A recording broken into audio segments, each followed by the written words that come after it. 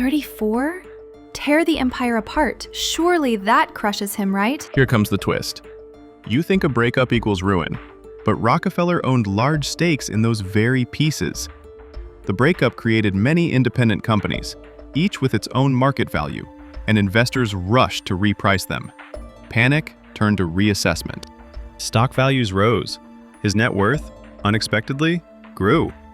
What the government intended to destroy, the market converted into liquid capital. The court had sliced the corporate body, but wealth and influence, held as shares, reassembled in another form. So the breakup made him richer. The very action meant to limit him ended up enlarging his fortune? In a way, yes. The court split his empire, but what they unmade in central control, they accidentally turned into a flood of value. Measured against the economy of his own day, Rockefeller's fortune represented a truly staggering share of national output. By modern accounting methods, it's often cited in the hundreds of billions.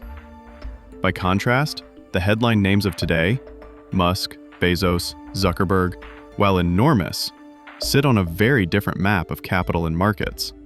The point isn't a head-to-head brag.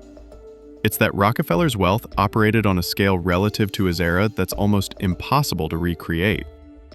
This outcome wasn't mere luck. Decades earlier, Rockefeller had built structures, voting agreements, cross-holdings, and legal scaffolding that blurred where control ended and ownership began. Courts could rename entities and reorder charters. They struggled to undo a web of economic influence. So the final question from this chapter is painful and practical. Is a legal victory that fails to remove systemic power truly a victory at all? What became of those 34 companies? Do they matter to us today? They do.